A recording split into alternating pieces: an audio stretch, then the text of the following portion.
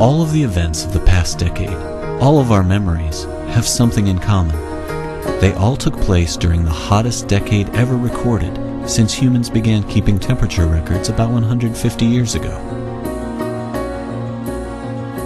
In the last decade, the Earth's temperature rose roughly since 1880 risen about 1.5 degrees. Say the Earth's running a fever, and scientists predict it's going to get much worse. Already, we can tally the signs. Global sea level rose by over an inch during the decade, almost twice as fast during the 20th century. Sea ice declined by over 300,000 square miles, enough ice to cover the states of Texas and Kentucky.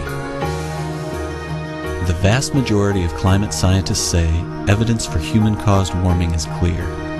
But less understood is exactly how this warming will change the complex interactions between our planet's land, water, sky, and the living organisms that inhabit our world.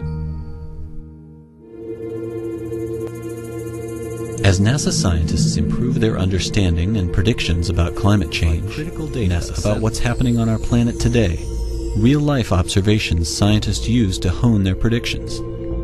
And NASA gets a global view of three major pieces of how much of the sun's energy is hitting the Earth, how much of that energy is reflected back out into space, and how much is being trapped, heating the planet.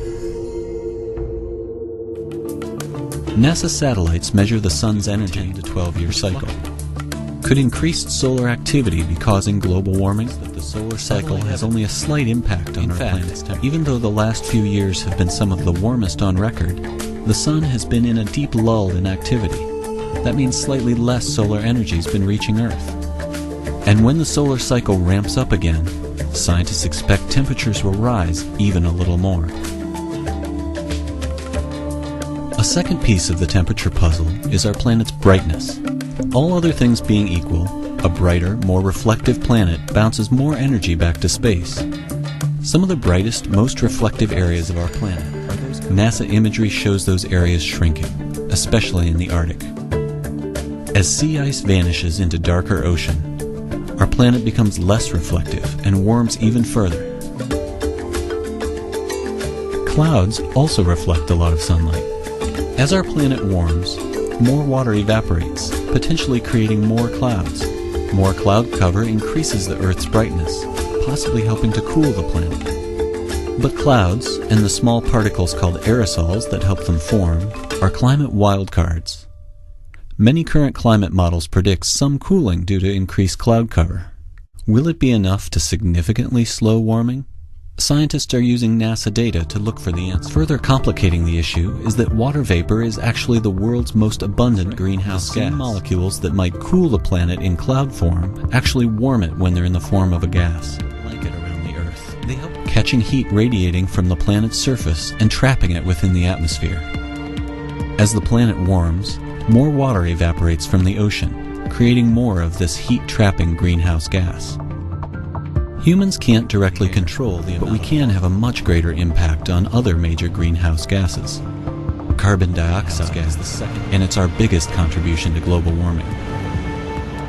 Fossil fuel burning releases large amounts of carbon dioxide. NASA satellite instruments capture the infrared signature of carbon dioxide in the global atmosphere. They show a rise throughout the decade. NASA also monitors other greenhouse gases, such as methane, nitrous oxide, and CFCs. In recent years, CFCs have decreased. Methane and nitrous oxide are on the rise. Greenhouse gas is most likely the main contributor to current global warming. It's the key piece of the temperature puzzle, and it's unlocked the door to higher and higher temperatures. 2010. It marks the end of the hottest decade we've recorded so far. What will the next 10 years hold for the Earth's climate?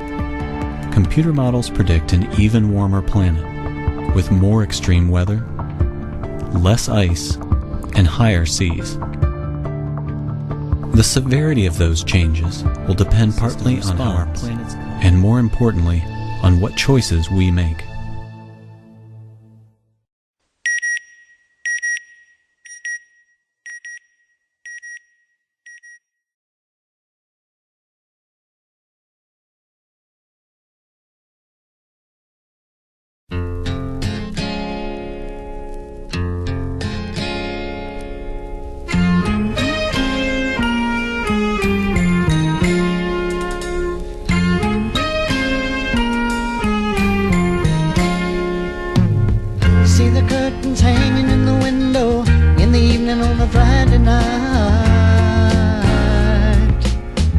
little light is shining through